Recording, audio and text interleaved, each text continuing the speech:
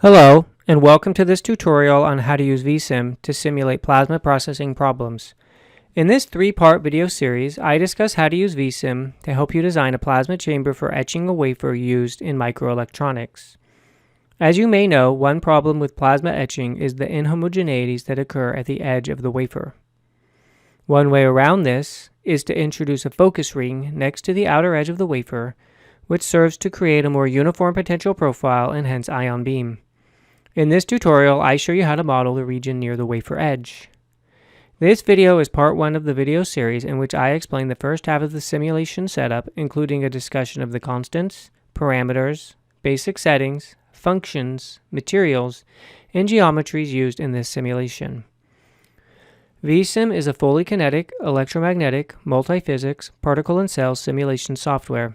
VSim includes the standard representation of the plasma via particles and the evolution of the particles via the self-consistently generated electromagnetic fields. For modeling of the plasma near the wafer, the sheath effects are of primary importance, and therefore, in this example, we solve for the electric field via Poisson's equation at each time step. The Lorentz push is then solved at each time step to evolve the ions and electrons. In addition to this standard treatment, VSim also includes collision models between neutral and plasma species, secondary electrons off of surfaces, modification of the electric field due to the inclusion of dielectrics, and many other processes that occur in the course of realistic plasma experiments. To begin, open the simulation called Wafer Impact. Over on the right, you'll see a schematic of the simulation domain, including any geometries that have been created or imported. And over on the left is the elements tree. So the first thing that we'll look at is the constants, and the first dozen or so constants come predefined in every VSim simulation. And then below that you can add your own. So if you right click on the word constants, then you can add a user-defined constant. So for example, I have defined the electron and ion temperature, a nominal electron density. Of particular importance to us will be the dielectric of the quartz and the silicon, which are the two geometries that we have included in this simulation. This is actually the relative permittivity. So I have set the relative permittivity of quartz to be 9. Below the constants option, you can define parameters. So parameters are variables that depend on other constants and other parameters. So for example, V thermal E is the thermal velocity of the electrons, and that depends on the temperature and the electron mass, both of which are predefined constants. I can right click on parameters and then click on Add User Defined. If you double click on that, then you can create your own parameter.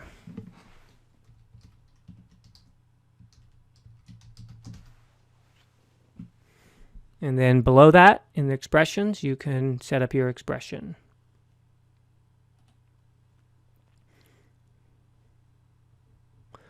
Okay, so below parameters are the basic settings, which are some of the required parameters necessary to set up the simulation. So for example, we see here next to dimensionality that we've set it to 2. You can make that a 1 or a 3-dimensional simulation. The coordinate system that you use is here, so either cylindrical or Cartesian. The type of field solve, so in this case we've set it to be an electrostatic field solve, as well as several other parameters that need to be set up in order to use certain capabilities in the simulation. The functions option is where you would put a function that depends on spatial coordinates. So for example, I have 2 functions that define the region in which the dielectric or the relative permittivity of quartz and silicon differ from 1. So this, using these Heaviside step functions, I've defined the silicon region where the relative permittivity is equal to dielectric, or the relative permittivity of quartz. And it's a similar thing for silicon. Now those two functions have been combined together to form this space-time function here. So I've simply added the two separate functions together to form a single space-time function, which is what I use to insert into the Poisson field solve, which I'll explain in the next video.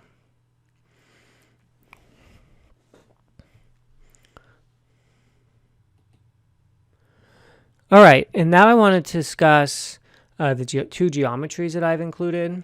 So you can add your own geometries.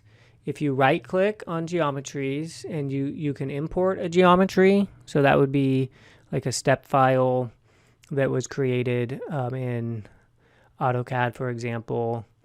You can also create your own geometries in VSim. So if you right-click on CSG, and then you can add any of these shapes into the simulation.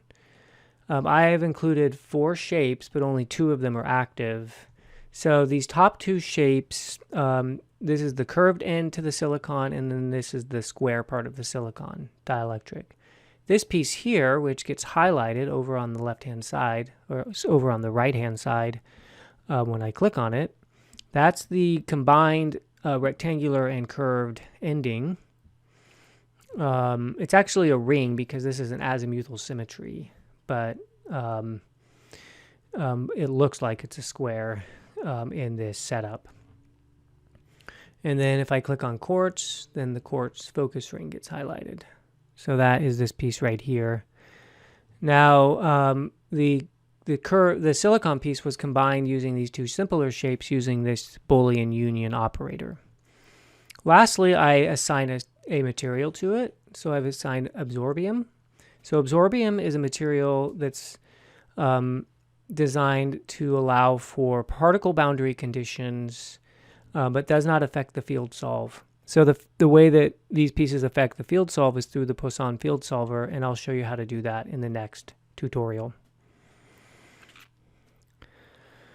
Okay, so this concludes part 1 of the tutorial. In part 2, we will continue with the setup by discussing the field boundary conditions, particles, collisions, and the required history needed to post-process the data. For more information on VSim and other products produced by TechX Corporation, visit www.txcorp.com. Thank you for watching.